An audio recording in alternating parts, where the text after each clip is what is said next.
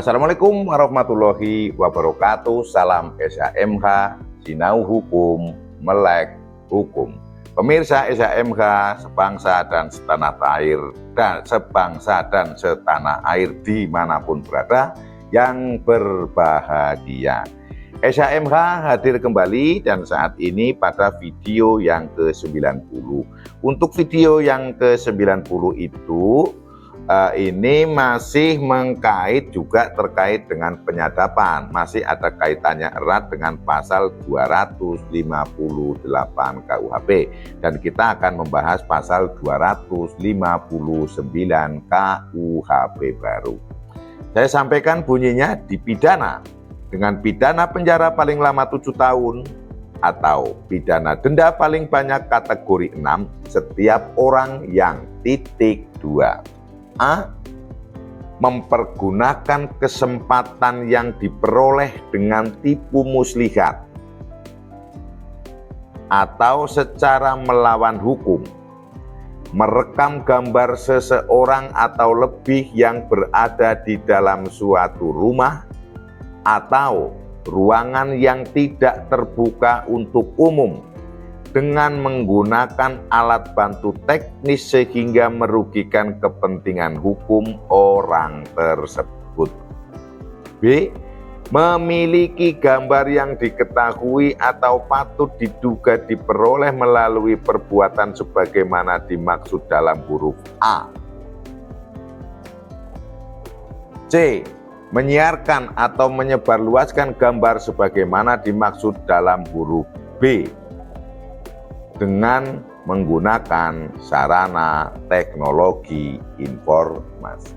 Saya sampaikan untuk membahas pasal 259 ini. Kalau macam ancaman hukuman 7 tahun, denda maksimal kategori 6 ini pasti sudah bisa pemirsa SHMH pahami. Mempergunakan kesempatan yang diperoleh dengan tipu muslihat. Contoh seperti ini. Kita besok acara hari Minggu berenang di kolam renang A. Maka ini cewek-cewek, cowok-cowok ini bareng-bareng karena memang satu kelompok gitu ya, kelompok ya kan ada sohib gitu kan, ada cowok ada cewek, misalnya jumlahnya 7 orang lah ya, 7 orang cowok dan cewek. Nah, yang ngomong ini si A ini sebelumnya itu sudah memasang perangkat teknis di kamar mandi kolam renang itu untuk ruang ganti. Itu kan kalau kolam renang kan kamar mandinya sekaligus ruang ganti kan. Karena sebelum renang juga harus berguyur air dulu, ganti pakaian kan, air dulu, setelah selesai juga renang. Gue sudah masang nih kameranya ini kan, perangkat teknisnya. Maka yang lain-lain ini cewek-cewek ini pada ganti pakaian di situ, ya dengan leluasa saja biasa. Orang memang tidak tahu ada perekamnya kan.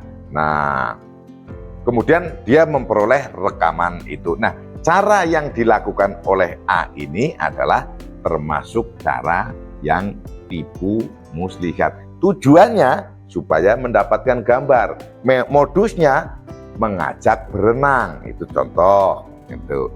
Kemudian atau secara melawan hukum. Nah, secara melawan hukum misalnya pegawai hotel. Nah, ini contoh aja. Pegawai hotel memasang kamera di kamar sehingga nanti seluruh adegan kegiatan si konsumen hotel ini yang ada di kamar itu terekam oleh yang bersangkutan. Ini oknum ya, bukan itu ya, ini oknum. Ini untuk contoh, jangan dipelintir-pelintir nanti pihak hotel marah-marah kepada saya, itu jangan.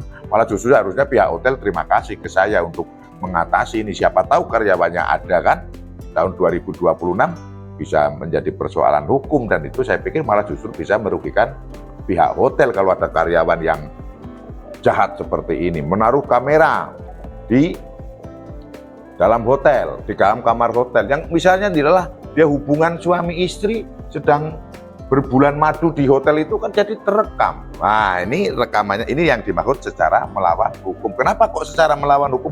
Tidak ada kewenangannya, tidak boleh karyawan hotel itu memasang-masang kamera di dalam kamar, nggak boleh, karena itu apa? Ruangan tertutup yang bukan diperuntukkan untuk publik, kan begitu, privasi di dalamnya. Itu tidak boleh. Lanjut, di dalam suatu rumah atau ruangan yang tidak terbuka itu sudah menggunakan alat teknis. Yang kemudian yang huruf B, dari hasil-hasil tadi yang di kamar mandi, kok ada yang memiliki? Kan secara otomatis setelah merekam diambil oleh si A tadi, kan berarti dia merekam ya iya, memiliki juga iya.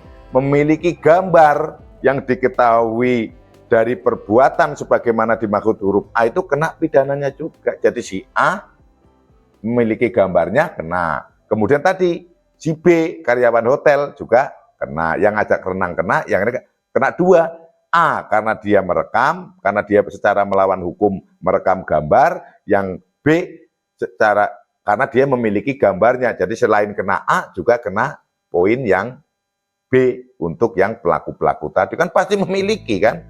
Andai kan bisa jadi tidak memiliki, bisa jadi karena dari alat perekam itu langsung dikirim ke alat lain yang diterima oleh temannya di luar sana, bisa jadi. Tapi itu akan kena di poin C.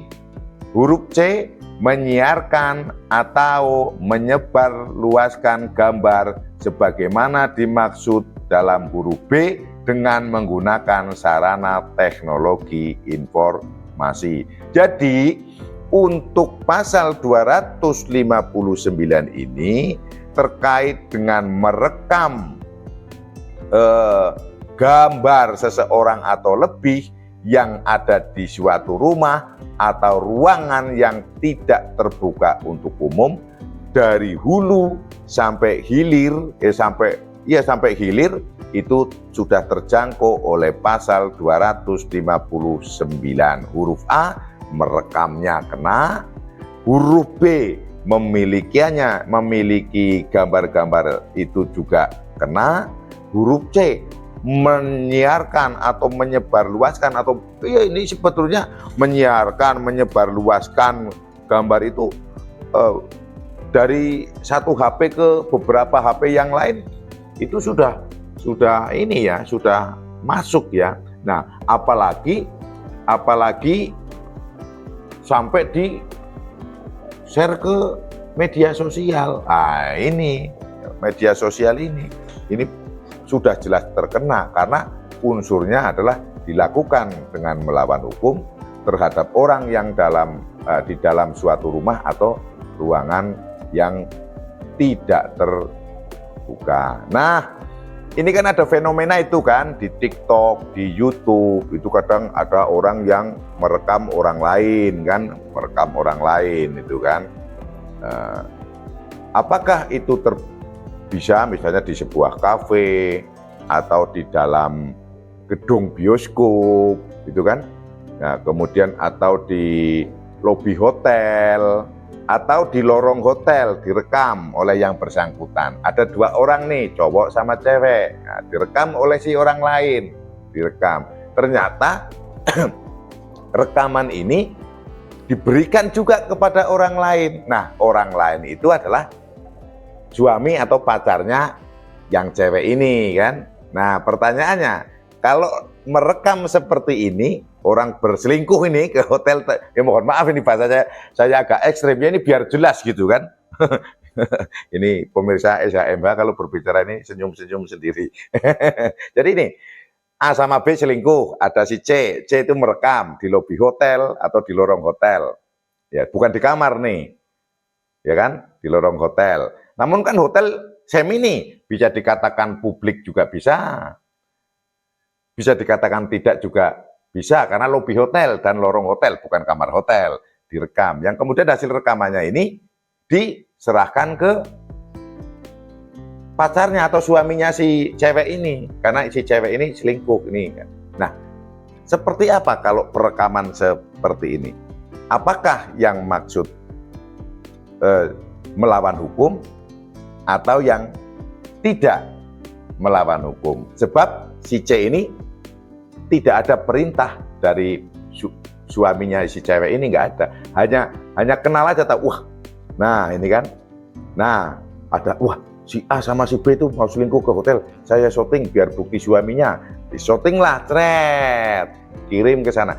Pertanyaan saya kepada pemirsa SHMH, apakah kejadian yang dilakukan, tindakan yang dilakukan oleh si C ini termasuk perbuatan yang melanggar hukum sebagaimana diatur di dalam pasal 259 KUHP baru, atau perbuatan yang tidak melanggar hukum? Sebab notabene walaupun atas keinginannya sendiri, namun ada niat baik merekam gambar sebagai bukti, diberikan informasi ini kepada si suaminya, karena si cewek ini sudah punya suami dan berselingkuh dengan orang lain masuk ke dalam hotel.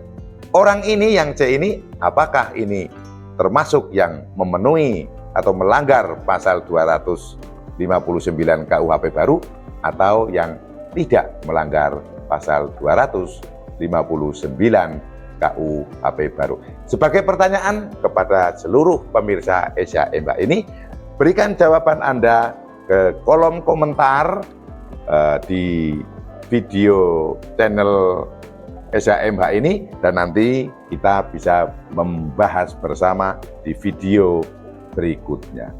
Itu yang bisa saya sampaikan. Ada salah mohon dimaafkan.